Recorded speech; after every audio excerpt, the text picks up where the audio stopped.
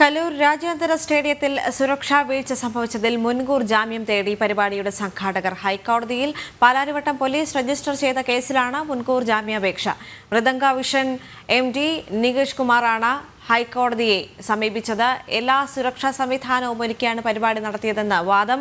രേഷ്മ ബാബു ചേരുന്നുണ്ട്. രേഷ്മ, കഴിഞ്ഞ ദിവസം പാലാരിവട്ടം പോലീസ് ഈ വിഷയത്തിൽ കൃത്യമായ നടപടി സ്വീകരിച്ചിരുന്നു.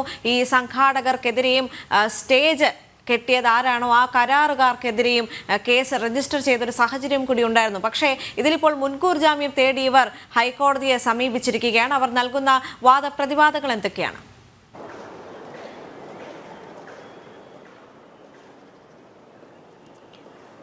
എല്ലാ സുരക്ഷാ മുൻകരുതലുകളും സ്വീകരിച്ചുകൊണ്ടാണ് ഇത്തരത്തിലൊരു പരിപാടി സംഘടിപ്പിച്ചതെന്നാണ് ഈ പരിപാടിയുടെ സംഘാടകരായിട്ടുള്ള മൃദംഗ വിഷന്റെ ഉടമയായ നികേഷ് കുമാർ ഹൈക്കോടതിയിൽ നൽകിയിട്ടുള്ള മുൻകൂർ ജാമ്യ ഹർജിയിൽ പറയുന്നത്. അതോടൊപ്പം തന്നെ താൻ നിരപരാധിയാണ്, തനിക്കെതിരെ തെളിവുകളില്ല, നിരവധി പേരെ ഉൾക്കൊള്ളിച്ചുകൊണ്ടാണ് ഈ പരിപാടി സംഘടിപ്പിച്ചിട്ടുള്ളത്. മാത്രവുമല്ല, എല്ലാ സുരക്ഷാ ക്രമീകരണങ്ങളും ഒരുക്കിയിട്ടുണ്ട്. നിലവിൽ പാലാരിവട്ടം പോലീസ് എടുത്തിട്ടുള്ള കേസ്, അത് ആ കേസിൽ ചുമത്തിയിട്ടുള്ള വകുപ്പുകൾ എന്ന് പറയുന്നത് ഭാരതീയ ന്യായ സംഹിതയുടെ 125B, അതോടൊപ്പം തന്നെ 120 അടക്കമുള്ള വകുപ്പുകളാണ്. ഇതൊക്കെ തന്നെ ജാമ്യം ലഭിക്കാവുന്ന കുറ്റമാണെന്നും മുൻകരുതൽ എന്നുള്ള രീതിയിൽ മുൻകൂർ ജാമ്യം തനിക്ക് നൽകണമെന്നുമുള്ളതാണ് ആവശ്യമായിട്ട് നികേഷ് കുമാർ ഹൈക്കോടതിയിൽ മുന്നോട്ട് വെച്ചിട്ടുള്ളത്. നിലവിൽ ക്രിസ്മസ് അവധിയാണ്, അതുകൊണ്ട് തന്നെ അവധിക്കാല സിറ്റിംഗ് ബെഞ്ച് നാളെയാണ് ഉണ്ടാകുക. നാളെ തന്നെ ഒരുപക്ഷെ ഈ ഹർജി ഹൈക്കോടതിയുടെ പരിഗണനയ്ക്ക് വരികയും ചെയ്യും. എന്തായാലും ഈ കേസിൽ, അതായത് പാലാരിവട്ടം പോലീസ് രജിസ്റ്റർ ചെയ്തിട്ടുള്ള കേസിൽ മുൻകൂർ ജാമ്യം ആവശ്യപ്പെട്ടുകൊണ്ടാണ് ഈ നൃത്ത പരിപാടിയുടെ സംഘാടകരായിട്ടുള്ള ഈ മൃദംഗ വിഷന്റെ MD നികേഷ് കുമാർ ഹൈക്കോടതിയെ സമീപിച്ചിട്ടുള്ളത്.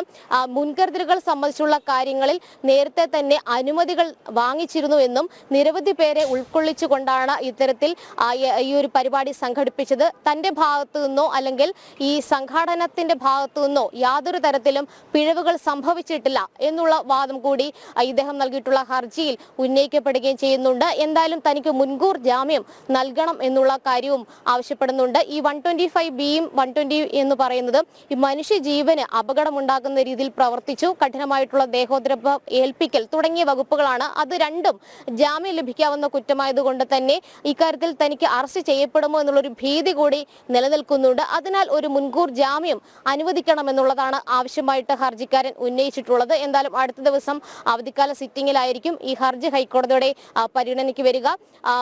ഉമാ തോമസിന്റെ പേഴ്സണൽ സ്റ്റാഫ് അംഗം നൽകിയ പരാതിയിന്മേലാണ് പോലീസ് FIR രജിസ്റ്റർ ചെയ്തുകൊണ്ടുള്ള നടപടികളിലേക്ക് കടന്നത്. ആ FIRൽ പറഞ്ഞിട്ടുള്ളത് 14 അടി ഉയരത്തിൽ നിന്നും ഉമാ തോമസ് വീണ് ഗുരുതരമായിട്ട് പരിക്കേറ്റിട്ടുണ്ട്.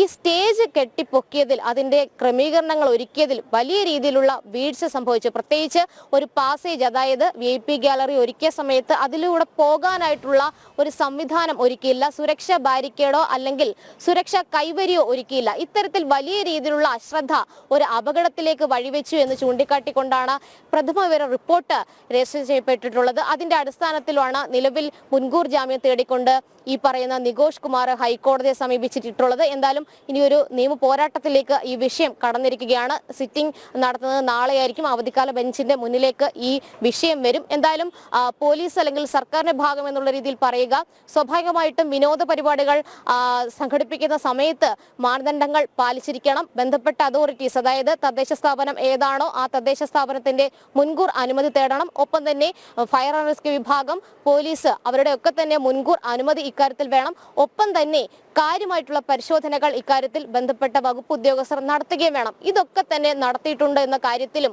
ഒരു വിശദമായിട്ടുള്ള ഒരു വാദം ഒരുപക്ഷെ ഹൈക്കോടതിയിൽ നടന്നേക്കും. മുൻകൂർ ജാമ്യാപേക്ഷയിൽ തനിക്കെതിരെ തെളിവുകളില്ല എന്നുള്ള ഒരു വാദഗതി തന്നെയാണ് നികേഷ് കുമാർ ചൂണ്ടിക്കാട്ടിയിട്ടുള്ളത്. പക്ഷേ ഈ സംഘാടനത്തിന്റെ ഭാഗത്തു നിന്നും അല്ലെങ്കിൽ സംഘാടകരുടെ ഭാഗത്തു നിന്നും വലിയ രീതിയിലുള്ള വീഴ്ച ഉണ്ടായിട്ടുണ്ട്. സ്റ്റേജ് ക്രമീകരിച്ച ആളുകൾ ആണെങ്കിൽ കൂടിയും അല്ലെങ്കിൽ സംഘാടകരാണെങ്കിലും ഒരേ രീതിയിലുള്ള നിരുത്തരവാദപരമായിട്ടുള്ള ഒരു സമീപനമാണ് സമീപനമാണ് ഇക്കാര്യത്തിൽ സ്വീകരിച്ചിട്ടുള്ളത്. കാരണം ഈ നിലവിലെ സ്റ്റേജിന്റെ അല്ലെങ്കിൽ നിലവിലെ VIP ഗാലറിക്ക് മുകളിലായിട്ടാണ് വീണ്ടും ഉയരത്തിൽ ഈ പറയുന്ന താൽക്കാലിക സ്റ്റേജ് കെട്ടിപ്പൊക്കിയിരിക്കുന്നത്. അതിൽ തന്നെ സുരക്ഷാ കൈവരി ഒരുക്കിയിട്ടില്ല.